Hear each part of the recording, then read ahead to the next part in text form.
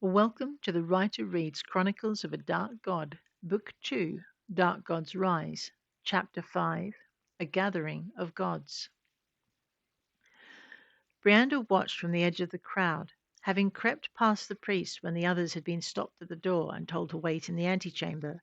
She kept to the edge until she found a place in one of the niches set at irregular intervals around the room.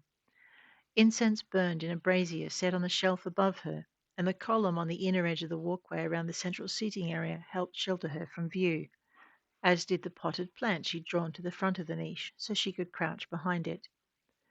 Observing through a gap in the leaves, Brianda had a clear view of the dais on which the exchange ceremony would be held. None of the priests in attendance gave the niche more than a second glance as they took their places, and Tara felt a small sense of satisfaction. She might have sworn loyalty to Raoma when she'd overstayed her welcome in Toromar, but her first loyalties had been held by King Stravani's spymaster, and he'd taught her well. None of her skills had been reliant on the goddess who'd cast Raoma aside, so she'd lost nothing when she'd been expelled from Toromar's guild with her master. And speaking of Raoma, Brianda looked for the axe guildmaster, worried she'd lost him in the crowd of robes and heavenly servants. She breathed a sigh of relief when he stepped into view to take his place on the dais, watching as he knelt. He no longer wore Anshul's deep blue, although his straw gold hair still possessed the 3 streaks of blue denoting her favour. I wonder why she let him keep them. Brianda studied her master, tensing as a ripple of horrified whispers accompanied his appearance, and only relaxing a little when the high priest had calmed them. Raoma had kept his eyes on the floor, taking his place in the dove-grey robes of a supplicant as though he was the only one in the room. He's the only one that matters, Brianda thought, eyeing the others. There were priests and priestesses from almost every known deity, both good and evil alike, but no sign of the usual rivalries that divided them. Instead, a sense of waiting hovered over them all. As the crowd settled, the high priest raised his voice in prayer. He called on the deities of those gathered before him, and on one or two more, asking them to come and make their exchange. He also asked them to be merciful, to grant their servants an understanding of their love and the reason they'd been set aside to serve another. He asked for peace, and for the pain of rejection to be soothed. After that, he spoke to the deities, taking on a new servant, urging them to let their new servants know they were loved and valued, and requesting they be told why they'd been called, and demanding they value their new servants at least as much as the deity from whom they'd called them. As he moved from one grey-robed priest to the next, High Priest Ardor called others from the audience, a senior priest from the priest's former deity, and an equally senior priest from the deity who'd requested them. One by one, he oversaw the transfer of each priest whose services were required by another.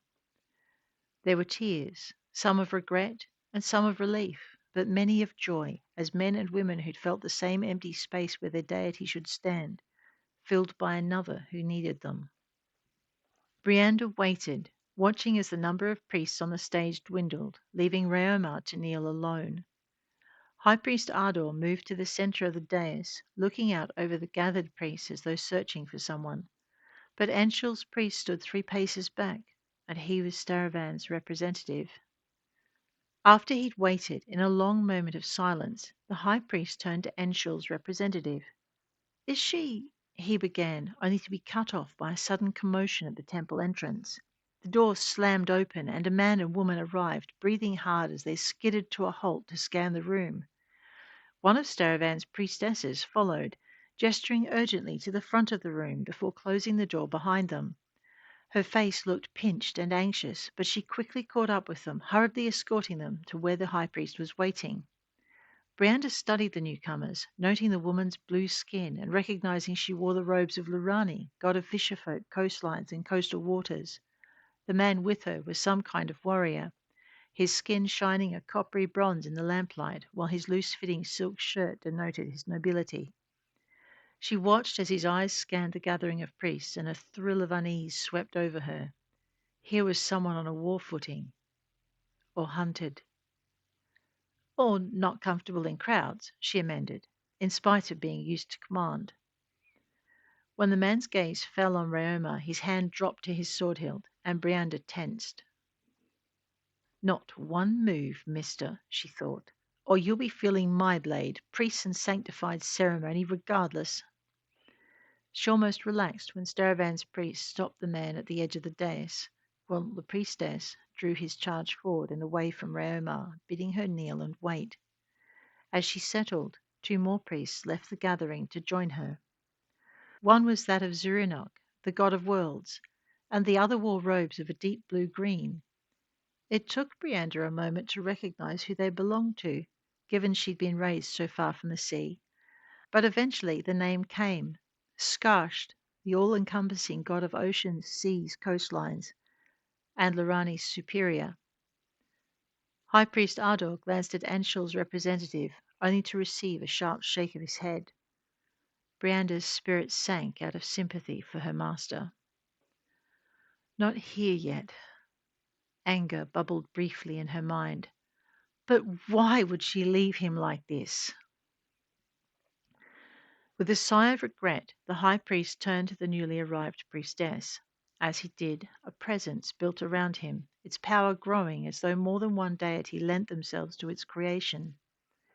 Brianda drew a quick breath and shrank further into her niche, seeking the protection of the shadows as the presence spread. Keeping her eyes on the stage, she saw the sensation was accompanied by something more. As it grew stronger, she began to see the gods themselves. At first, their forms were shimmers in the air. Then they grew more solid until they took on the substance of ghosts. And then she hardly dared to breathe. Skarsht reminded her of the sea she'd glimpsed from Toromar's cliff tops. Well, Ziranog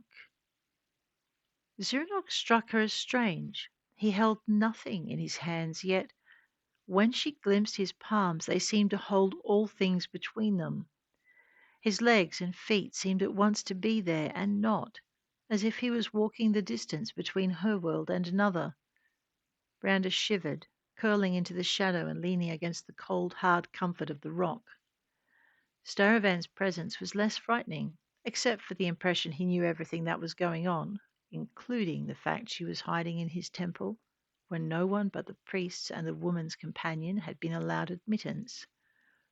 His presence glanced in her direction as though in confirmation, and his lips quirked briefly upward in greeting, leaving her shocked. Does he read thoughts as well? Another glance at the deity revealed nothing. He'd returned his attention to his priest and looked lost in the blessing being spoken over the priestess's head. The priests of Skarsht and Ziranog glanced up as a priestess of Lorani moved hesitantly to join them. She looked unsure and was obviously their junior in rank, but they beckoned for her to join them, inclining their heads in welcome as she came to a halt before them. You have travelled far, High Priest Ardor intoned, feeling the rejection of your god and wondering why he has forsaken you. The girl raised her face to acknowledge his words, and her cheeks were streaked by tears. The high priest continued, as though he hadn't noticed. He has not. See? He's here, waiting to soothe your hurt. He has watched over you all your long journey, unwilling to withhold his presence, but knowing he must, or you would not be sure of your path. The girl looked from the high priest to the newly arrived priestess. The priestess smiled, and the developing presence of Lorani smiled with her. The girl's face reflected their joy, and she opened her mouth to thank them, but High Priest Ardor had not finished. Know that Lorani bids you, know that Lorani bids you well. Know that he has chosen you for the path about to open to you, and know that his blessing and good wishes go with you. The girl bowed her head in reply, but not before Brianda caught the glint of newly formed tears. High Priest Ardor reached down and placed one hand on the girl's shoulder while offering her the other. Rise now and meet your new master. His name is Skarsht, and he knows all that happens in the realm of the sea and the lands that border it. Lord over Lorani, he has asked your service from one of his own, and been granted it. The priestess of Lorani nodded in confirmation, and the girl took the high priest's hand and allowed him to help her rise. He turned her to face Skarst's representative. I present you with Olmeric, High Priestess Skarsh, both within these lands and the lands beyond it. His voice faltered and his breath caught as he noticed the all too tangible presence of the gods. When he spoke again, it was in a voice quaking with deference and awe. Priestess, I present you with Skarst himself. All around the room, Brianda saw priests drop to their knees and wondered why it had taken them so long to notice their deities. Once more, she caught a glance from Staravan, and this time he winked. The priests on the dais would have knelt as well, but their gods moved to prevent them. Skarsht slipped an arm through that of his priest, preventing him from kneeling as well as reaching forward to take his new priestess's hand. Another time, he told them. His voice was deep and full of resonance, reminding Brianda of the rushing of waves on a distant shore. For now, the god continued, for you there is no time. I welcome your service and regret the necessity of taking you from my son's service. There are parts of you that are unique, that are found nowhere else on this world. Or on any other, Ziranok added, inclining his head as the girl started her thanks. He said nothing more, but faded from sight. As Brianda watched, she saw other gods appear throughout the hall. They came to stand before or beside their priests until every priest had company, all bar one. The place behind Anshul's high priest remained ominously vacant. Brianda saw Raoma glance at the space she should have occupied and wondered at the goddess's lack of care. Other eyes noted the empty space with gathering satisfaction, hostile eyes and disembodied. They observed the exchange involving the young priestess through the reeking yellow gleam of an observer hiding in the shelter of the hall's portico. The observer swayed, a snake-like creature of earth rocked by its master's mixed emotions. Alessia and her apprentices, and Raoma and his companions, would have recognized its foulness and danger, but no one else, since the weirds had only recently been returned to the lands, and none of those present had ever come across one. The earth weird was something like the elementals that had earlier graced the temple's courtyard, save that it had a twisted core of evil that made the land around it shrink from its presence. It was a minion of the elemental god Walshira and the deity's first living servant since his defeat. It and Walshira's other servants had slept, dormant, while their master's prison had held his presence from the world. Summoned to wakefulness and service by Toromar's king, it was a master of its kind, and well aware of what the human's relationship meant to his god. While the king had worked to increase his master's power, so Walshira had worked at enlarging the floor in his prison, so that it not only allowed him to reach the outside world, but let him increase his influence upon it. With the floor close to breaking point, Walshira now sought the one thing it needed to break the last of the wards preventing him from breaking through, the sacrifice of a powerful wielder of magic.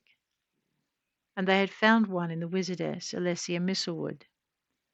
Her name had been provided by a local crime lord, and Alessia and her apprentices had been captured and taken to the castle. So close, Walshira mourned, his anger burning through the creature. So close. The creature tried to focus on the ceremony before it, the ceremony and the single waiting priest. But Walshira's memories dwelt on a different ceremony. That ceremony had included the wizardess and her apprentices as intended sacrifices, alongside scores of priests belonging to Mirrorlake, goddess of law and order. The priest's misery and torment had been intended to strengthen the deity, while the souls, spirits, and magic of the wizardess and her apprentices had been meant to free him. The ceremony had failed. Walshira's frustration at this raked his servant's mind with pain, and the weird suppressed an agonized moan. Yerk. Dropping the temple's protections to allow his master access had also allowed true elementals of the air to free the intended sacrifices from their chains and flee with them. The weird suppressed another growl. A fifth creature had flown with them, one that was neither elemental nor weird, but a shape changer. A witch? His master wondered. There had been witches of elemental power in his time, but he thought them so rare as to be extinct. The king had not known of them. This fifth being had taken the first apprentice, while the elementals had taken the rest, and others, a girl thief, a Northman, and a Kavarag, had wreaked havoc by freeing the priests. But not all of them, while Shira gloated, remembering the power he'd garnered from those the would-be rescuers had been forced to leave behind. The weird ground its teeth. Even unable to prevent their deaths, Miralay had still managed to wrench some of their souls from his master's grasp, and their spirits also. Between her unexpected strength and the raiders, they had managed to rob Walshira of the power he'd needed to free himself. Vengeance, Walshira demanded, and the weird tensed, only its master's will keeping it from entering the ceremony and killing whoever it could reach. All it was permitted was to crane its head further around the nearest column to grant its master a better view.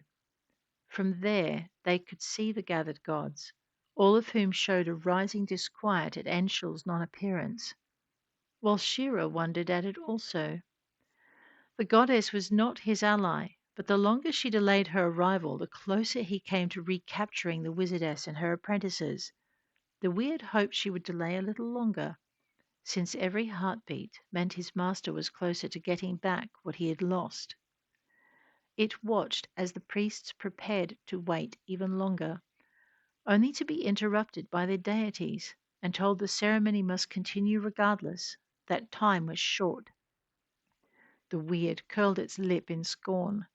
Time was far shorter than they knew. When all the priests had been transferred and the Kavarag was the only one left waiting, the priests settled down to wait.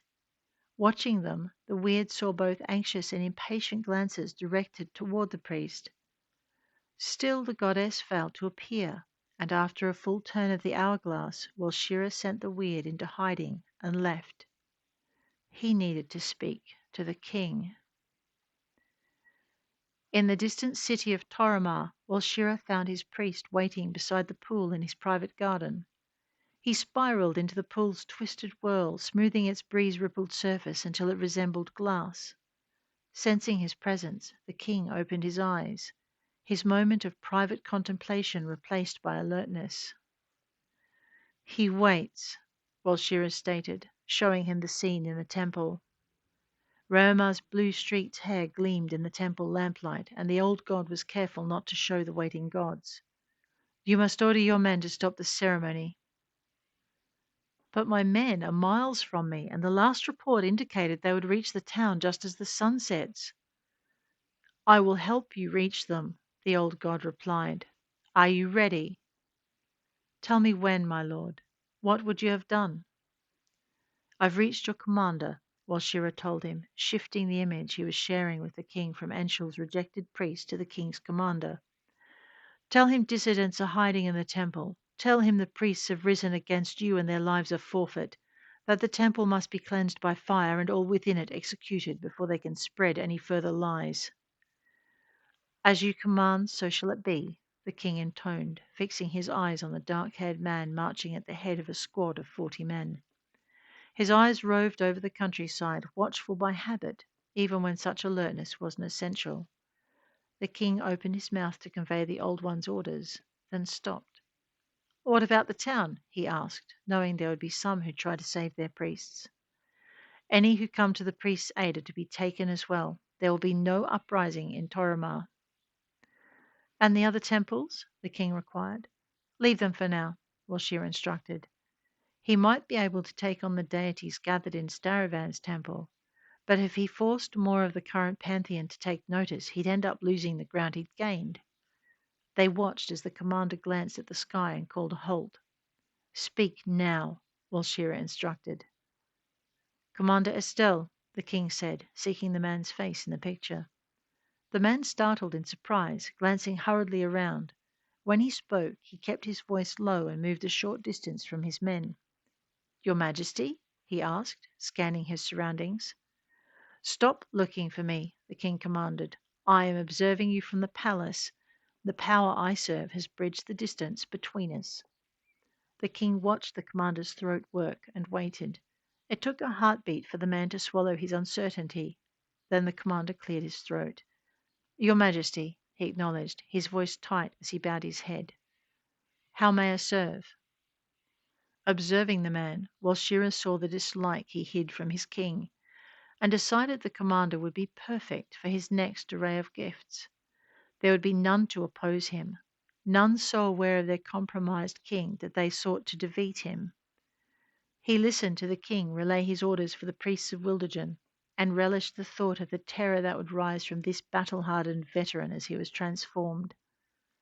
I've just received word of an uprising, the king stated, and the man tensed. Noting his reaction, the king continued. The priests of Staravan are inciting rebellion in the guise of their lord's teachings. I want you to storm Staravan's temple in Wildergen and kill them all. Make them an example of what happens to those who move against me. The commander's face hardened at the idea of rebellion, and the king pressed his advantage. There are others involved. They have designs on the Toramaran troops in other lands. He watched the commander's face harden further and knew the man wouldn't flinch from the slaughter ahead. It was one thing for people to rebel against a king he didn't like, but for them to intend to harm his fellow soldier. There will be no mercy, Walshira observed as the man's eyes took on an angry glint. The king agreed with his deity's assessment. From the look on the man's face, there would be no mercy shown, no quarter given. All within the temple grounds would be within his hands before the sun rose in the morning, or they would be dead. He sighed with satisfaction, then tensed. They were not alone.